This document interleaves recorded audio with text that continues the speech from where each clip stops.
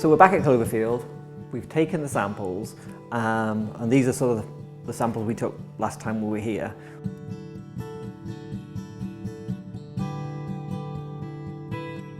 What we've done with them, we've taken them back into the workshop, we've mounted them onto timber boards, and then we've sanded them so we can clearly see every ring.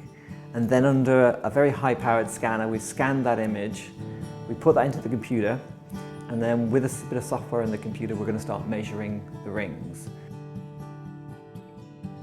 See the ring widths, the rings running here, we can see the different widths of the rings, and we can very simply, just by clicking the mouse, measure each ring.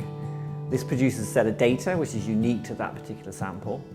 Then what we can do is take that data, and basically the data just looks like a series of numbers. It's not very complicated, it's just a series of numbers starting from the middle of the tree, going towards the outside edge of the tree.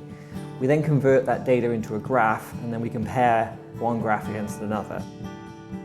We do that with every single sample from the building, and then hopefully we'll end up with what's called a master chronology, which contains all the samples from the building, or a lot of samples from the building. We average all that data together, and then we take it to another program, which we basically then compare it with all the data we have for the area. So in this program, we're going to check our set of data from the year 1000 through to 2010.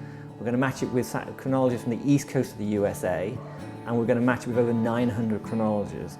So every time we get a match, this graph will mark it, and you can see every time that criteria works, we get a mark on the graph, and it keeps going, keeps going. Here we go. Now we've got one spike showing. So this basically, every time we get a match, the graph marks it, and if we get one spike, which we seem to be getting, we can actually get a date for each of the samples which make up that master. We've taken so far about 60 samples out of the building.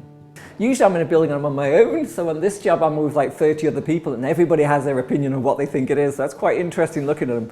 You know, people were thinking it was, the date of the building is always a good one for me. Everybody's looking at they're looking at this doorway, and this doorway is about 1740, so the house must be 1740. And I'm looking, saying, you've missed that one, which I do quite a lot.